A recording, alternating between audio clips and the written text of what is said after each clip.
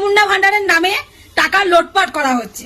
হাজার হাজার লোকের ব্যাংক অ্যাকাউন্ট হয়ে গেছে ফাঁকা। এটা জানাই ছিল যে এইরকম পরিস্থিতি আসতে পারে। অবশ্য অন্ধভক্তরা এই জিনিসটা বুঝবে না, যারা আদর করে ডেকে নিয়েছে। তো চলুন এই ভিডিওটা দেখা।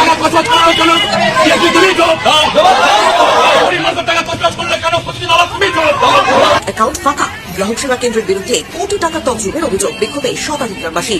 গ্রামের সরল সাধারণ মানুষকে নানা প্রলোভন ও প্রতারণার ফাঁদে ফেলে কোটি টাকার বেশি অর্থ আত্মসাতের অভিযোগ উঠল একটি রাষ্ট্রায়ত্ত ব্যাংকের গ্রাহক সেবা কেন্দ্রের বিরুদ্ধে। ঘটনাটি ঘিরে চঞ্চলে ছড়িয়েছে মালদার ইংলিশ বাজার থানার কাজিগ্রাম পঞ্চায়েতের নিত্যানন্দপুর এলাকায়। অভিযোগের প্রতিবাদে গ্রাহক সেবা কেন্দ্রের সামনে বিক্ষোভে সামিল হন নিত্যানন্দপুর, শ্রীরামপুর, চণ্ডীপুর সহ একাধিক গ্রামের শতাধিক বাসিন্দা। স্থানীয় সূত্রে জানা গিয়েছে, সংশ্লিষ্ট এলাকার একটি রাষ্ট্রায়ত্ত ব্যাংকের গ্রাহক সেবা কেন্দ্র এখনই আমাকে অনেকেই কমেন্টের মধ্যেই যেন এরকম করে দেবে। অনেকেই আমাকে এখন প্রশ্ন করবে, এটা কোথাকার, এটা আগেকার ভিডিও নাকি, আগেকার ভিডিও দেখিয়ে মানুষের মনের মধ্যে নোংরা ভরে দিচ্ছিস, এ করছিস, তা করছিস, হাজার রকম নানান গালাগালি। খবরের চ্যানেল থেকে দেখা যাচ্ছে। আমি জানতাম এই জিনিসটা হবে। 2 মাস হয়নি এসছে, এখনই লোটপাট শুরু করেছে। আগের সরকার চোর ছিল, আগের সরকার চোর ছিল। আরে বাপু, এখন তো ডাকাত এলো, চোর গেল, ডাকাত এলো।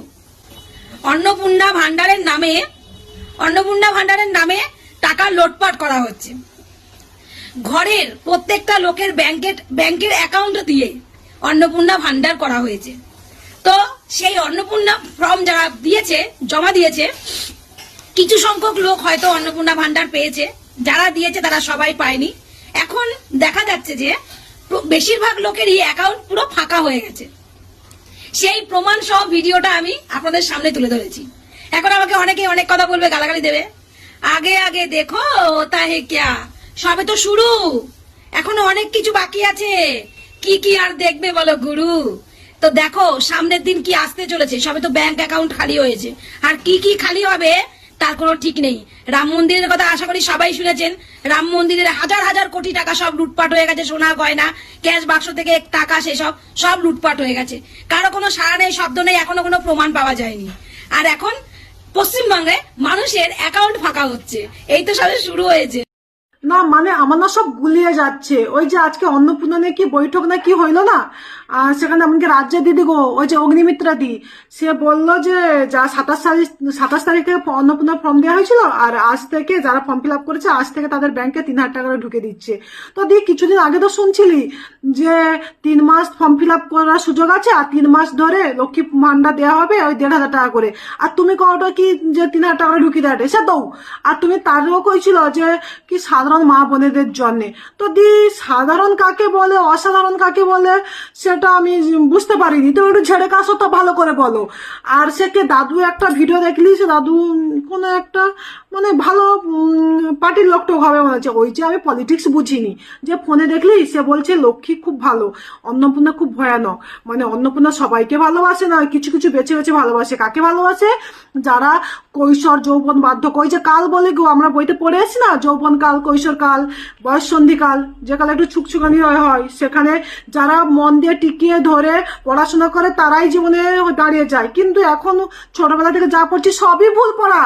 কারণ ওই বয়সে যারা পাড়া কালু লালু ভলুর সঙ্গে ঝোপে ঝাড়ে গেছে তাদেরই জীবন দাঁড়িয়ে গেছে। না মানে তাদের যে সরকার এত সুযোগ সুবিধা পাচ্ছে, মাসে 3000 টাকা, মানে কত কসমেটিক। দাদু বলছে যারা এসসি রুমে বসে তাদের টাকা দিলে তারা তো কসমেটিক কিনবে, পার্লারে যাবে। যারা মিড ডে মিলে রান্না করে লোকের বাড়িতে কাজ করে তাদের টাকা দিলে তারা কাজে লাগবে। তো দাদু তারা কেন কাজ করবে না? কেন মিড ডে মিলে রান্না করবে না? তারা যে কৈশোরকালে, যৌবনকালে, বয়স সন্ধিকালে নিজের বয়সটাকে ধরে রাখতে না পারে, যৌবনটা ধরে রাখতে না পারে, ঝোপে ঝাড়ে কালু ভলুর কাছে গেছে, তার জন্য খেসারত দিতে হবে নাকি? আর যারা দিনরাত পড়ে পড়ে চোখে দাগ সার্কেল এনে নিজেকে সুন্দরী বানিয়েছে, তারা কি দোষ করেছে দাদু? মানে আমি সত্যি বুঝতে পারছি না। হ্যাঁ, আর কি শুনছি বাড়ির সবার ব্যাংক ডিটেলস লাগবে। তো দাদু আমার শ্বশুর 1.5 লাখ টাকা মাসে বেতনে চাকরি করে। তো দাদু আমি কি লক্ষ্মী অন্নপূর্ণা ভান্ডার পাবো? মানে সে টাকা কি দাদু আমার শ্বশুর শাশুড়ির অধিকার না হয়ে কি দাদু মানে যেটা মানে আমাদের অধিকার, মানে আমার যা ওদের অধিকার? মানে বুঝতে পারছি না কি বলছো, কিছুই মাথায় ঢুকছে না। আগে শুনছি যাদের বড় চাকরি করে তারা পাবে না, এখন শুনছি বাড়ির সবার ব্যাংক ডিটেল লাগবে, জায়গা জমিন ঘর থাকলে হবে না। মানে দাদু আমি সত্যি সত্যি বুঝতে পারছি না, আমি পাগল হয়ে যাচ্ছি। দাদু তোমরা সে রাজ্যা দিদি, অগ্নিমিত্রা দিদি না কে কে একটু ঝেড়ে ভালো করে কেসে বলো তো, মানে কি করলে আমরা পাবো, মানে আমি এখনো বুঝতে পারছি না ফর্মটা ফিল আপ করবো কি করবো না। 12 পাতার ফর্ম, ও মা, জমিদার দলিল, উফ, মানে আমার দাদুর আমলের থেকে যদি জমিদার থাকি তাতেও সমস্যা, মানে আমি কিছু বুঝতে পারছি না। তো ভালো করে খুলে বলো। আর আমি যেটুকু বুঝলাম, কেন যে বড় বাড়িতে জন্ম হয়েছি, কেন যে পড়াশোনা করেছি, কেন যে সুন্দরী হয়েছি, কোনো কিছুই না হলে সরকারে অনেক সুযোগ সুবিধা পেতাম, মাসে 3000 টাকা পেতাম। ও 3000 টাকা, যারা ঠিকঠাক করে পড়াশোনা করেনি, কৈশোরকাল যৌবনকালটা ঠিকঠাক কাজে লাগিয়েছে লালু বলুর সঙ্গে, তারা সত্যি জীবনে সাকসেস হয়েছে। কেন যে ঠিক বয়সে, এখন বুঝলাম ঠিক বয়সে ঠিকঠাক হতে হবে। তাছাড়া আরো বুঝলাম ছেলে মেয়েকে কাউকে পড়াশোনা করাবো না, সবাইকে বলবো যা 10 বছর হয়ে গেছে প্রেম করবি যা, কালু বলু লালুর সঙ্গে যা, কারণ সরকার আছে তোদের দেখে নেবে। তাই বলছি তোমাদের হাত জোড় করে বলছি, ঝেড়ে কাশো কারা পাবে আর কারা পাবে না। জমিনের দলিল নেই, কিছু হবে না। দাদু শ্বশুরের জায়গা, শ্বশুর পাবে, সেখান থেকে তার 4টে ছেলে মেয়ে পাবে, সেখানে আমি কিছু পাবো না। তাই বলছি আমি দেশের নাগরিক, আমি ভোট দিয়েছি, আমার একটা অধিকার আছে, আমার যেরকম ভোট আলাদা হয়েছে সেরকমই আমার একটা প্রাপ্য আছে। তাই বলছি ঠিকঠাক করে বলুন কে পাবে, আর আমরা কেন পাবো না তারও উত্তর দিয়ে দিন।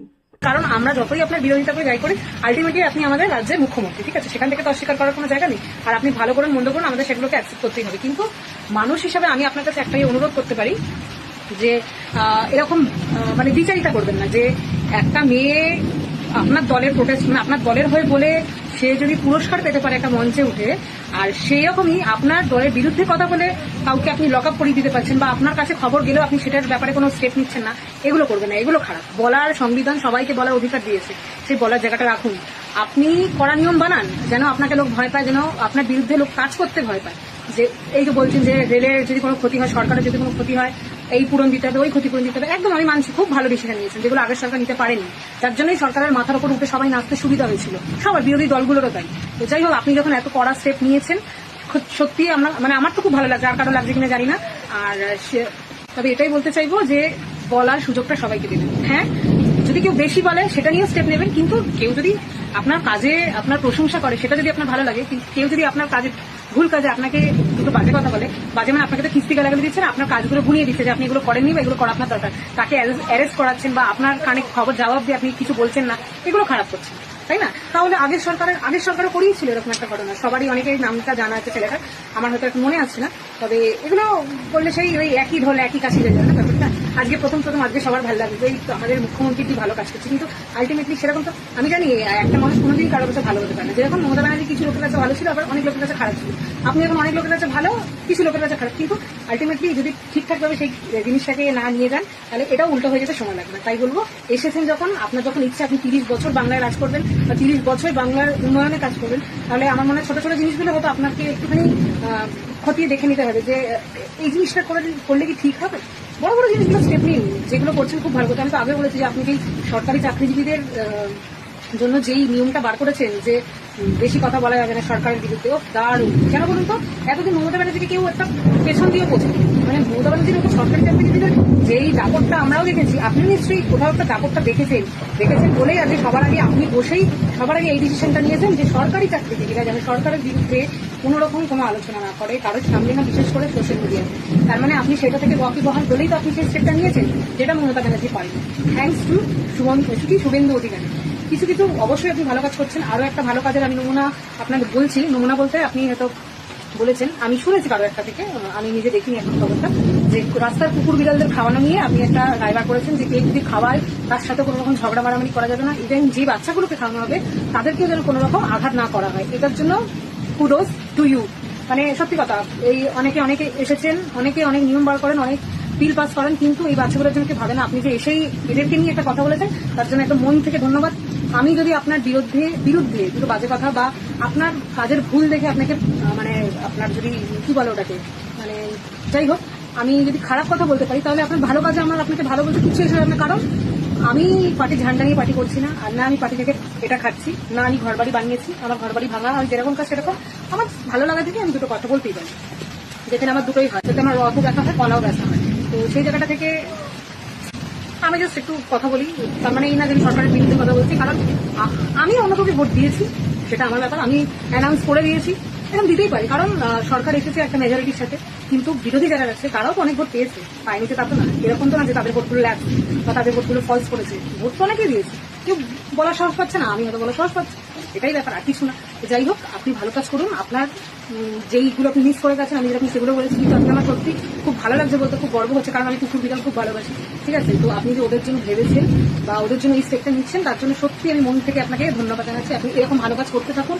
আজকে যে আমি যদি আপনার বিরোধিতা করে যাতে ভিডিও বানিয়ে থাকি, এই কালকে আমি আপনার নামে ভালো ভালো কথা নিয়ে আরো 10খানা ভিডিও বানাবো, ঠিক আছে? তাই আপনার সাথে আমার কোনো কিছু খারাপ তো নেই, ছেড়ে দিলাম, কিন্তু হ্যাঁ, সরকারে আসার আগে যখন একরকম কথা হয়েছে, আসার পরে একরকম কথা হয়েছে, এখানে মানুষের অধিকার, এটা মানুষ বলবে, তাতে যদি আমার কেউ কিছু বলে তাতে আমার কিছু এসে যাবে, সত্যি কথা।